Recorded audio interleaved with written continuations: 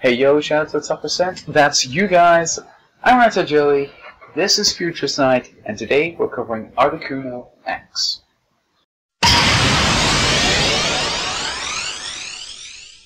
Articuno EX is a basic water-type Pokemon with 170 hit points, 2 attacks, the first being Blizzard, which for water double colorless lets you 60 damage and 10 damage to each of your opponent's bench Pokemon. Then you have Frost Prison, which for 2 water energy and 2 colorless allows you to do 80 damage. If this Pokemon has any plasma energy attached to it, the defending Pokemon is now paralyzed. Articuno is also sporting a 2x weakness to metal, a resistance to fighting, and a retreat cost of 1. Another interesting point to note is that Articuno EX is a plasma Pokemon, meaning that all the plasma cards that are being released now are all compatible with him. So why am I covering Articuno EX? Some of you may be asking. Well, basically because I think that Articuno EX is the most underrated card in this set. The fact that this card turns around and says, oh, you can have guaranteed paralysis, it's going to be amazing. With that being said, this is probably me just wearing nostalgia glasses. I was a huge Vanillux player, been playing since Noble Victories, and I just fell in love with the idea of guaranteed paralysis there. Paralysis lock has always been a huge thing for me. With all that said though, guaranteed paralysis isn't enough on its own. How are we going to back this guy up? We can't really just turn around and say, oh, you're paralyzed, you can't do anything, when we've got Keldeo just turning around and saying, yep, well, I've got a free switch every turn. With that in mind, we do need a partner for Articuno EX, and the best card I can think to fill the position is Garbodor. With Garbodore's ability to lock abilities using Garbotoxin, you don't have to worry about abilities such as Russian, there's no Deluge, there's no Dark Trance, there's no Dark Cloak. The ability of the new Klingfang, Plasma Steel, doesn't really factor in anymore due to the fact that Garbotoxin shuts it all off. Basically, everything you're going against is going to be completely vanilla. That means that your opponent's only way to switch is through Switch. Or the newly released Escape Rope. With the format being full of cards like Keldeo and Darkrai cards, it's basically you can get a free retreat every turn, or your retreat cost is free. Cards like Switch have been severely underplayed, mostly because they're just not needed. With that said, Garbotoxin means that those switches are going to be needed, but most people still won't be running them until Garbodor becomes the big thing in format. There has been some increase of Garbodor's play. We are seeing a bit more play of Switch, we're seeing a lot more play of cards like Tool Scrapper. With that said though, not every deck is going to be packing all the Tool Scrappers it needs. Some decks might only be running 1, a few will be running 2, and because they're running Tool Scrapper, these lists won't be running the Switch instead of it. With that being said though, your opponent still has to find those Tool Scrappers, they have to find those switches. If they're only running 1 or 2, the chances of hitting them early to mid-game are going to be incredibly slim. They're going to actually have to either use a computer search for them or a Skylar. They're going to have to be spending a lot of resources just to get a normal turnout, and quite frankly that puts things in your favour where all of your resources are just going into charge up guy, attack, what's that, you need to go digging now. Another great thing about the combination of Articuno and Garbodor is the whole fact that the major thing that would be stopping Articuno right now is the new Plasma Klingfang with the ability Plasma Steel. For anyone who doesn't know what it does, the new Plasma Klingfang effectively turns around and says, while he's in play, all of your Steel Pokemon are immune to Pokemon EX. So basically, every single Steel Pokemon that you play alongside Klingfang is effectively Cyclic. It's got Safeguard. That being said though, there aren't actually many Steel type Pokemon in format that have decent attack. In fact, the only 2 I can think of are both, oddly enough, called Cobalion. There's the Cobalion from Emerging Powers with the ability to use Iron Breaker to lock your opponent's attacks into a flat out 80 for 2 steel and a colorless. And then you have the new Cobalion X, which was also released in this new Plasma Storm set. Cobalion X features 2 attacks. The first is Righteous Edge, which does 30 damage for steel, and you discard a special energy attached to the defending Pokemon. Next you have Steel Bullet. Double steel and a colorless, you do 100 damage. Now, normally that would be great. You could turn around, bring out Cobalion, and one-shot Articuno. Except that Steel Bullet comes with the following text. This attack's damage isn't affected by weakness, resistance, or any other effects on the defending Pokemon. Basically meaning that even though Articuno is weak to Cobalion, Cobalion can't one-shot it. Meaning if you do get the Cobalion set up and do manage to swing Crystal Bullet, you're going to be gaining a 2-shot, and Articuno works off basically paralyzing you and holding you in place. A 2-shot doesn't really work in your favour when you're using an X against Articuno.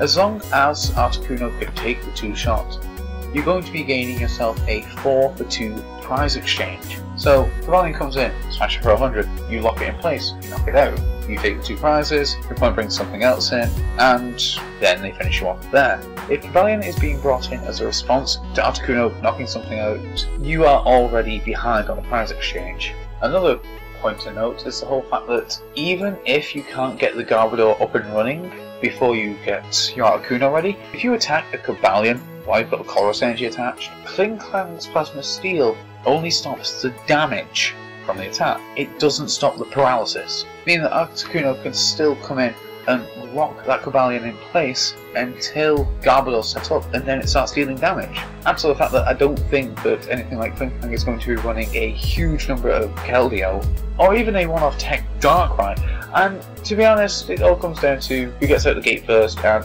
who can actually start applying the pressure. This will all come down to a case of who's got the most luck. Whereas Articuno needs a specific energy and needs 4 energy in total, Cobalion is trying to set up a stage 2 where you only need a stage 1 with a tool attached. So it's basically going to come down to who has the best luck and who can make the most out of the resources they have. That being said though, I don't want to actually talk about Articuno as if it is the be-all and end-all of the format. There are a handful of new cards coming out that will actually give Articuno a hard time. The Klinklang I've just been talking about is actually one of them. If that Klinklang is up and running with a fully charged Cobalion before you get the Garbodor going, it is going to be a hard game for you. You're not going to have a good time. Adding to the fact that we also get cards like Hypnotoxic Laser, so even if you do get your Articuno up and running, your opponent could poison you and has a chance of putting you to sleep. That poison damage is going to rack up turn after turn, and Hypnotoxic Laser to put you to sleep. It could afford your opponent a chance to actually escape the paralysis lock. Another card that's actually getting released in this set that could cause trouble, but I don't know if it's going to see much play, is Escape Rope. For those who don't know what Escape Rope is, it's effectively the warp point from 2 formats ago. You switch your Pokemon, your opponent switches theirs. One thing I have to say about Escape Rope is the whole fact that I'm not 100% sure if people are going to play it. Back in the format where we had Warp Point actually had a use. You would force your opponent to switch out their preferred active while you got to switch to something that you preferred that was already on your bench. That being said though, in this format we already have Switch, so we can switch our own benches, and we have Capture. That forces our opponent to switch, but it's not at their discretion, it's at yours. Playing Escape Rope, your opponent chooses what to bring out, so if they feel that they can afford to lose something, they can bring it up, help you knock out someone like bench sitting basic that's not doing anything, or isn't going to evolve anytime soon, and then go back to their main attacker. If they don't go with that, they could just bring up a secondary attacker, so you're just swinging into something else that's just as big as the thing you sent back. Catcher didn't have that option. You target what is most preferable to you. It's not at your opponent's discretion, it's yours.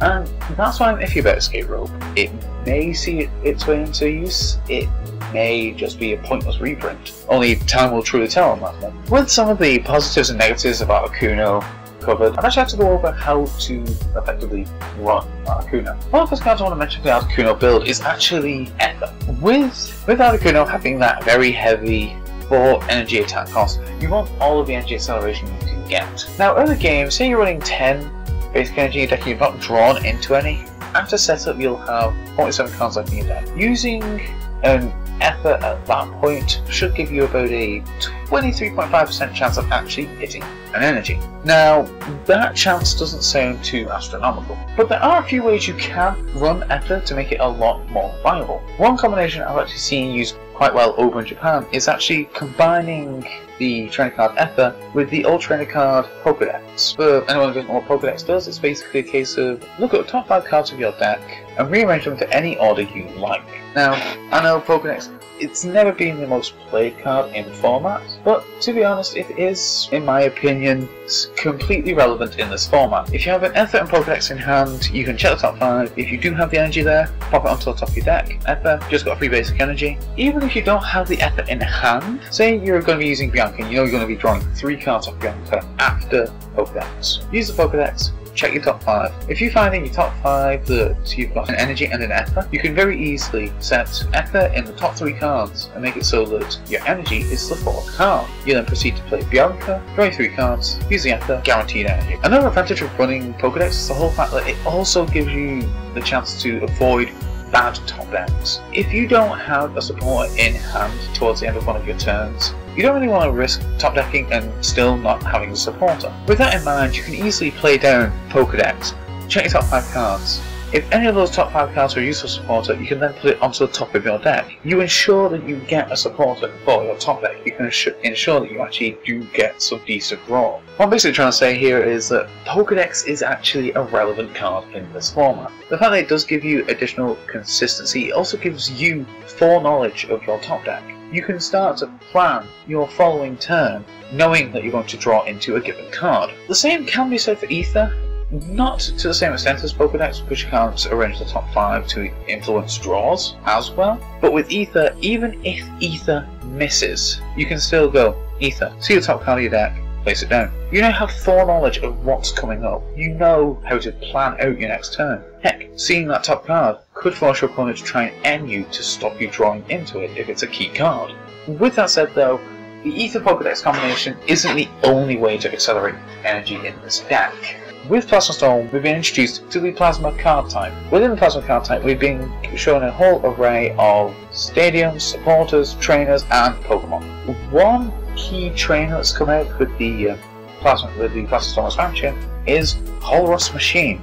Now, Colruy's Machine is probably the first trainer card we've ever had that turns around and says, accelerate energy from the deck. When I first read Colruy's Machine, I thought, oh well, it's energy search. Until I looked at it again. Colruy's Machine is a trainer card that allows you to take a plasma energy from your deck and attach it to a plasma Pokemon. Just shows that even somebody who's been in this game as long as I have can misread cards. With that in mind, Articuno's paralysis relies on having Colruy's energy attached, and this is just pure acceleration from the deck. You can very easily be set up with 3 energies on Articuno turn 1. With your manual attachment, a lucky Ether, and a Colruy's Machine, you can get that turn 1 Blizzard, you can do the 60 damage and start to spread. That is a potential donk right there. More importantly, that potential donk is also pretty much a guaranteed turn to Frost Prison. So right there, with Colruy's Machine, with the ability to use Ether, you can gain donks, you can accelerate the deck to have 4 energy on your active Pokemon by turn 2, and this is without relying on anything like Blastoise or on Dark Patches. It's all from the deck. It requires pretty much no setup apart from the actual turn you are in at the time. I feel I've covered all I can really say about Articuno at this current moment. So until next time, I've been Writer Joey. You guys are the top percent. Laters.